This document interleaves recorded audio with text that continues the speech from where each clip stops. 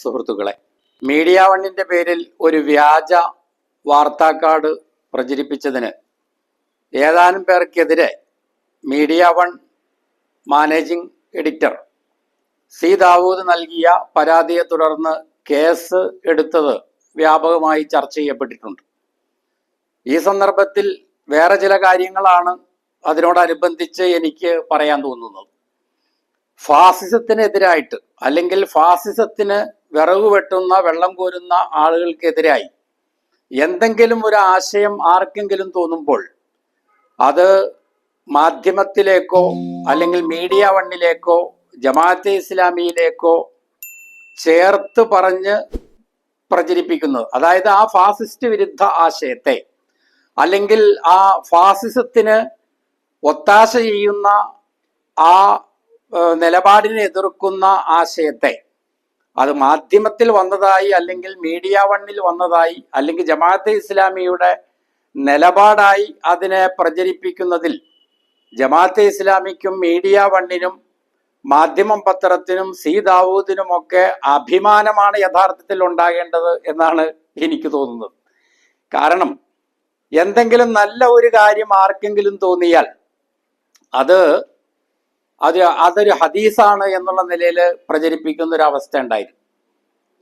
അപ്പം എൻ്റെ സുഹൃത്തായ മർഹൂം ഹാഷിമാജിയുമായിട്ട് സംസാരിച്ചു കൊണ്ടിരിക്കുമ്പോൾ എന്തെങ്കിലും ഒരു നല്ല ആശയം വന്നാൽ അത് ഒരു നല്ല വാചക ഘടനയിൽ ആവിഷ്കരിക്കപ്പെട്ട് ഹാഷിമാജിയുടെ മുമ്പിൽ ആരെങ്കിലും അവതരിപ്പിക്കുകയോ അല്ലെങ്കിൽ ഹാഷിമാജി തന്നെ അങ്ങനെ ഒരു പ്രസ്താവന നടത്തുകയോ ചെയ്താൽ ചിലപ്പോൾ അദ്ദേഹം പറയാറുണ്ട്, അദ്ദേഹം ആദ്യം ചോദിക്കും, അങ്ങനെ ഹദീസ് വല്ലതും ഉണ്ടോ എന്ന് ചോദിക്കും. ഇല്ല എന്ന് പറഞ്ഞാൽ അങ്ങനെ ഒരു ഹദീസ് ഉണ്ടാകേണ്ടതുണ്ട് എന്ന് അദ്ദേഹം പറയും.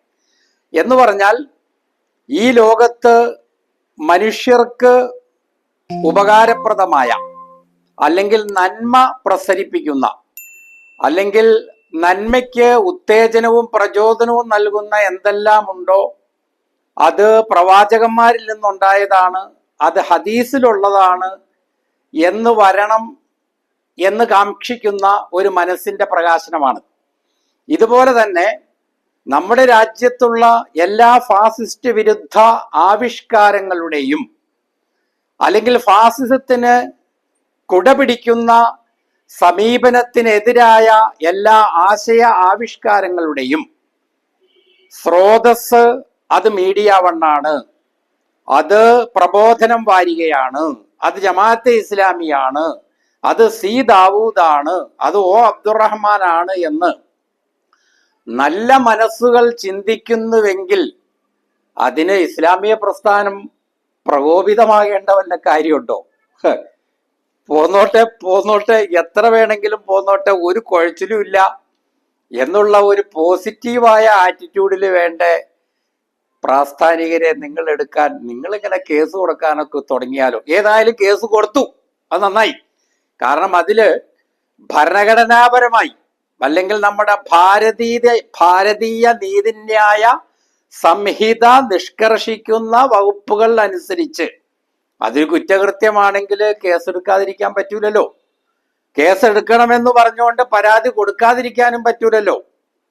വിദ്വേഷ പ്രചാരണം നടത്തി ജനങ്ങൾക്കിടയിൽ വിഭാഗീയതയും അകൽച്ചയും ഉണ്ടാക്കുന്ന തരത്തിൽ പ്രചാരണം നടത്തി എന്ന വകുപ്പ് ചാർത്തിക്കൊണ്ട് അവർക്കെതിരെ കേസെടുക്കുകയാണ് ചെയ്തിട്ടുള്ളത്. ആ നിലയിലാണ് പരാതിയും കൊടുത്തിട്ടുള്ളത്.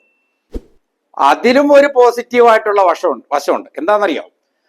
ഈ കണ്ടതിനും കേട്ടതിനും എഴുതപ്പെട്ടതിനും ഒക്കെ ശശികല ടീച്ചർക്കും RV ബാബുവിനും അതുപോലെയുള്ള ആളുകൾക്കും ഒക്കെ എതിരായിട്ട്, RSSകാർക്കും എതിരായിട്ട്, BJPക്കാർക്ക് എതിരായിട്ട് കേസ് കൊടുക്കാൻ നടന്ന വല്ല അന്തം ഉണ്ടാവൂ?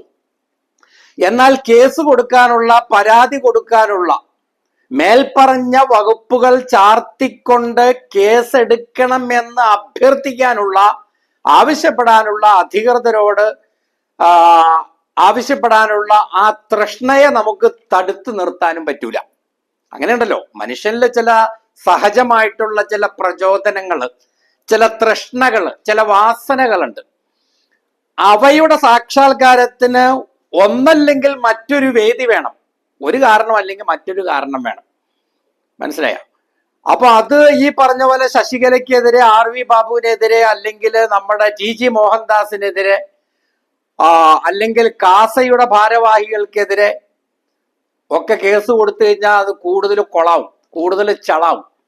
അപ്പൊ താരതമ്യേന വിദ്വേഷത്തിന് കേസെടുക്കണമെന്ന് ആവശ്യപ്പെട്ടുകൊണ്ട് പരാതി കൊടുക്കാൻ പറ്റിയ, ആർക്കെതിരെയാണോ പരാതി കൊടുക്കേണ്ടത് അങ്ങനെ കൊടുക്കാൻ പറ്റിയ കുറച്ച് നിഴൽ ശത്രുക്കള് നമ്മുടെ സമുദായത്തിന്റെ ഉള്ളിൽ തന്നെ ഉണ്ടായ മീഡിയ വണ്ണിനും അത് ഗുണമാണ്, കേസെടുക്കപ്പെട്ടവർക്കും ഗുണമാണ്. കാരണം കേസെടുക്കാനും കേസ് നേരിടാനുള്ള ആ ഒരു തൃഷ്ണ, ആ പ്രവണത, അവയുടെ സാക്ഷാത്കാരം തമ്മില് സമുദായത്തിന്റെ ഉള്ളിലായിട്ട് അങ്ങ് എരിഞ്ഞു പൊരിഞ്ഞ് അങ്ങ് വേവിച്ച് അങ്ങ് തീരുവാണെങ്കിൽ പുറത്തുള്ളവർക്കൊരു ഉപദ്രവം ഉണ്ടാവില്ലല്ലോ.